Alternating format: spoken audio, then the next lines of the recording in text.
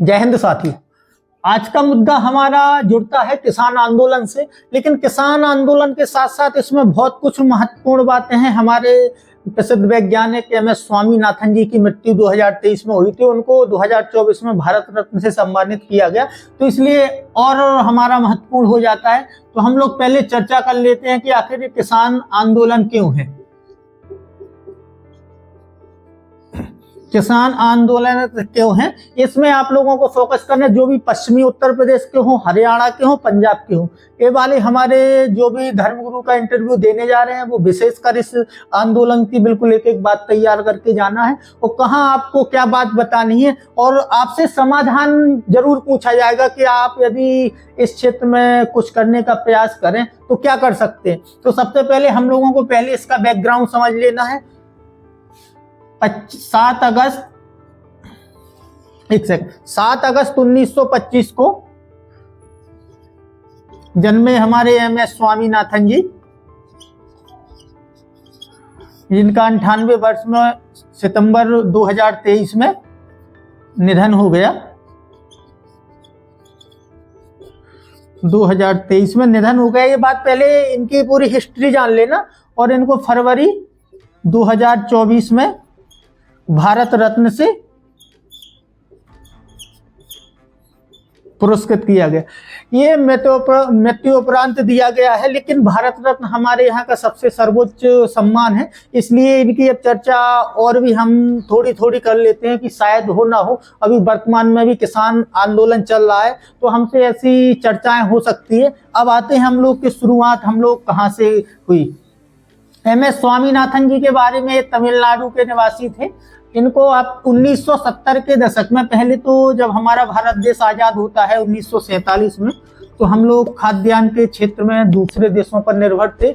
मतलब एक कृपा पात्र में हम लोग जी रहे थे। जब हमारे यहाँ 1951-52 में खाद्यान्न की कमी पड़ी, तो यहाँ पे जब हमारे यहाँ पे अकाल पड़ता है, तो भारत देश की जवाहरलाल नेहरू जी उस समय वर्तमान प्रधानमंत्री थे, उनकी बहन अमेरिका के यहाँ जाती है। तो अमेरिका ने बड़ी शर्तों के साथ मदद की। पहले तो उनकी बात सुनने से इनकार कर दिया। तो आपको पहले तो उसमें अमेरिका का चाल चेहरा चरित्र देखना है। जो हमारे वर्तमान में अमेरिका से संबंध है, उसको वर्तमान संबंध में नहीं आंकना है, शुरू से आंकना है। और उस समय फिर रूस ने हमारी मदद की थी सहर क्षेत्र में। तो ये आप लोगों का बैकग्राउंड हो गया। अब आते हैं 1970 में। 1970 में प्राकृतिक खेती के लिए जो विकास किया गया, वो सुभाष पालेकर जी हैं।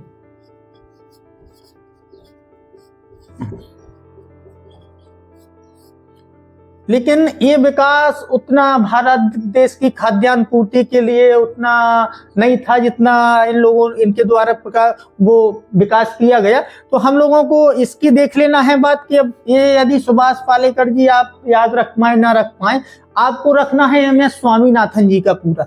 तो एम एस स्वामीनाथन जी ने ये एमएसपी का पूरा मुद्दा रखा था कि कैसे एमएसपी दिया जाए। अब आ जाते हैं हम लोग पहले तो एम एस स्वामीनाथन जी की उपलब्धियों के बारे में।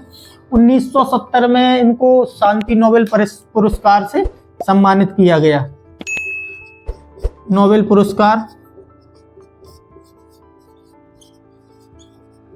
ये विश्व का है, ठीक है। अब हमारे यहाँ पे आते हैं कि 1966 में इन्हें पद्मश्री दिया गया, ठीक है। 1972 में इनको पद्म भूषण दिया गया। 1981 में पद्म विभूषण दिया गया। और 1987 में इनको विश्व खाद्य, जो प्रथम पुरस्कार शुरू हुआ था, विश्व खाद्य पुरस्कार, ये 1987 में प्रथम विश्व खाद्य पुरस्कार दिया गया था। तो आप लोगों को इनके पहले तो ये आपको याद ना रहे तो नहीं रखना है, लेकिन इनके बारे में हल्की जानकारी लेना है कि शायद आपसे चर्चा की जा सकती है वर्तमान परिप्रेक्ष्य को देखते हुए। अब ये हम लोग मिटाते हैं इनका क्या योगदान रहा भारत में, जो भारत की खाद्यान्न के क्षेत्र में आत्मनिर्भर वर्तमान में बन पाया है और अब तो निर्यात भी करने लगा है। तो इनका योगदान देख लेते हैं। स्वामीनाथन जी ने 1970 के दशक में जो आनुवांशिक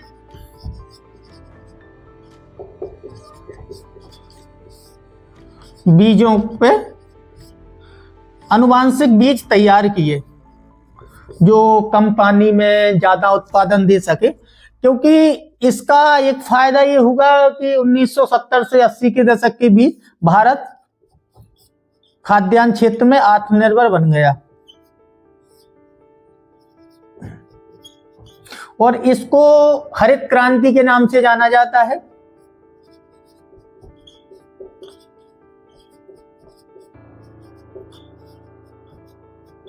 ये सबसे ज्यादा हरियाणा, पंजाब, पश्चिम बंगाल, बिहार, उत्तर प्रदेश, इन सारे क्षेत्रों में लागू हुआ। इनका मकसद, इन लोगों ने जो अपना कार्य किया इस कृषि क्षेत्र में, वो टिकाऊ स्थायी कृषि को बढ़ावा।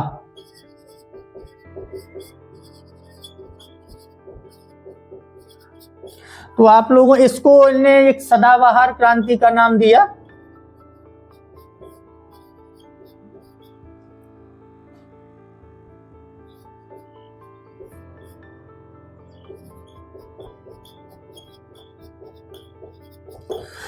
ये सारी बातें आप लोगों को बैकग्राउंड के तौर पर मैंने समझा दी कि हरित क्रांति 1970 के दशक में आत्मनिर्भर भारत को खाद्यान्न के क्षेत्र में आत्मनिर्भर बनाने के लिए इनका प्रयास था और एक बहुत महत्वपूर्ण प्रयास माना गया और इनके एक प्रयास से, जिसको हरित क्रांति नाम दिया गया, तो आपको हरित क्रांति के जनक उनको सम्मान किया गया भारत रत्न से, इसलिए महत्वपूर्ण है।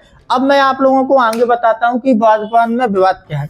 2020 में भारत सरकार द्वारा 3 कृषि कानून लाए जाते हैं और उसके विरोध में किसानों ने आंदोलन शुरू किया। 2021 से किसान आंदोलन 2020-21 से शुरू होता है। तो सरकार ने तीनों कृषि कानून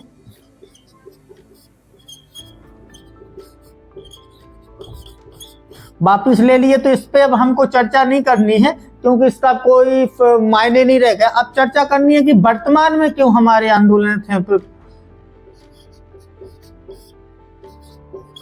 इस पे चर्चा। किसानों की मांगे कि एक हमारी फसलों को न्यूनतम समर्थन मूल्य की गारंटी दी जाए, MSP की। इसका आप लोगों को फुल फॉर्म सीख लेना है, मिनिमम सपोर्ट प्राइस, न्यूनतम समर्थन मूल्य। ठीक है, इसके लिए आंदोलन कर रहे हैं कि एक कानूनी गारंटी दी जाए, लेकिन सरकार की मजबूरी है ऐसी कि इतने बड़े भारत के कृषि क्षेत्र में यदि सरकार खरीदेगी तो बहुत सारा सरकार को पैसा इस क्षेत्र में इन्वेस्ट करना पड़ेगा। इसलिए भारत अभी इसको प्राइवेट मार्केट के, हालांकि खरीदी सरकारी MSP पे होती है, लेकिन उसका मैं आप लोगों को ये समर्थन कर देना है कि वर्तमान में होती तो है, लेकिन कमियां कहाँ हैं। कमियों की वजह से किसान हमारे असंतुष्ट हैं और वर्तमान सरकार द्वारा जो हमारे कदम उठाए जा रहे हैं किसानों के समर्थन में, वो आपको जानकारी जरूर होना चाहिए। तो इसलिए आंदोलन कर रहे हैं। अब उनका हमारे सरकार द्वारा 6000 आपको कृषि सम्मान निधि आपको जानकारी होगी, कृषि बीमा आपको पता होगा, सस्ती दरों पर सरकार ऋण प्रदान कराती है। ठीक है, कृषि सखी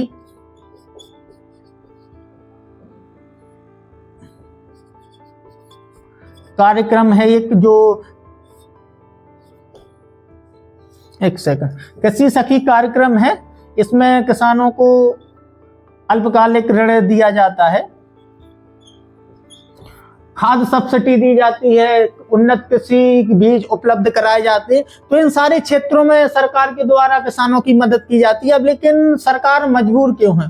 1947 से वर्ल्ड ट्रेड ऑर्गेनाइजेशन हस्ताक्षरित हैं, जो हमारे UN की एक संस्था है। उसमें एक नियम है कि आप अपने देश के किसी भी उत्पादन को कम से कम सब्सिडी दी जाएगी, चाहे किसानों को चाहे कुछ। जिसमें वर्तमान में हम लोग जो फ्री ट्रेड समझौता किए हैं उसमें समान दर्जा सभी किसानों को पूरे विश्व को दिया जा सके, वो एक मुक्त व्यापार हो सके। तो इस नियम से बंधी हुई है हमारी सरकार, इस वजह से इतनी खुली नई सहायता कर सकती है। लेकिन आप लोगों को पहले तो एक नियम रखना है WTO का, जो भारत देश के द्वारा हस्ताक्षरित किया गया है, और दूसरी बात आपको एक बतानी है कि जो एमएसपी की खरीद की जाती है वो हमारे यहाँ पे सबसे ज्यादा जो प्रशासन की कमी पाई जाती है।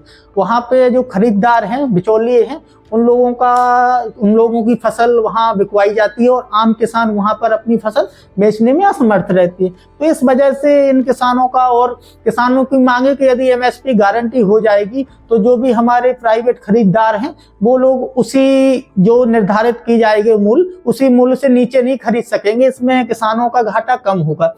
आप लोगों को ये बता देना है, हालांकि अब बता देना है कि भारत में कृषि कितनी खतरनाक हो गई है करना, कि 2014 से 2022 तक का भी डाटा आया है। इसमें लगभग 1 लाख किसानों ने आत्महत्या कर ली है।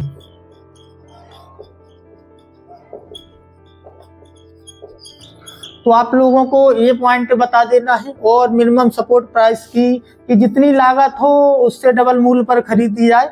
और बहुत सारी ऐसी समस्याएं हैं वर्तमान में जो सरकार को फोकस और सबसे ज्यादा जो विकास करना चाहिए वो निगरानी तंत्र का। इसका परीक्षण हो सके, सारे जितने भी हमारी योजना है इनका परीक्षण करके निगरानी तंत्र को मजबूत करना है आपका पॉइंट है। यदि आप सरकार के समर्थन में बोलना चाहें तो आपको बोलना है कि WTO पे हस्ताक्षर किया है, इसलिए फिर भी ये सारी चीजें आपको पता होनी चाहिए, गिनवा देनी है कि सरकार हमारे किसानों को कैसे कैसे सपोर्ट कर सकती है। और यदि मिलता है तब तो ठीक है, एमएसपी नहीं है तो वर्तमान में एमएसपी पे खरीद जारी रहती है। लेकिन उसकी समस्या ये है कि वहाँ पे आम किसान का जो भी हमारा फसल है वो वहां पे नहीं बेच पाते। ये सारी चीजें आपको एक एक बात याद रखनी है। अब ये मैंने बात इसलिए जोड़ी है कि आप लोग 2024 में भारत रत्न दिए गए वो आप लोग, मैं आपको गिना दूं, एक PV नरसिम्हा राव जी हैं जो प्रधानमंत्री थे, ये आंध्र प्रदेश के थे, इसको आप लोगों को याद रख लेना है। दूसरा याद रख लेना है कर्पूरी ठाकुर जो CM रहे बिहार के। चौधरी चरण सिंह जो यूपी के CM, वो जो PM रहे, ये यूपी के रहने वाले। तो ये भारत रत्न आपको चारों याद रख लेने हैं क्योंकि ये 2024 में दिए गए थे और इन पर चर्चा हो सकती है। और विशेष तौर पर MS स्वामीनाथन पे, क्योंकि इनकी हाल ही में 2023 में मृत्यु हुई थी। इनका कृषि क्षेत्र में, हमारे खाद्यान्न सुरक्षा के क्षेत्र में बहुत बड़ा योगदान था। बाकी ऐसे लॉजिकल और मैं 2-3 मुद्दे आपको बताऊंगा, फिर मुझे कल निकलना है तो इसलिए आज ही मैं कल की क्लास रिकॉर्ड करके दे रहा हूँ। और जितने भी हमारे साथी हैं वो अब अर्जेंट में कॉल लगाना बंद कर दें।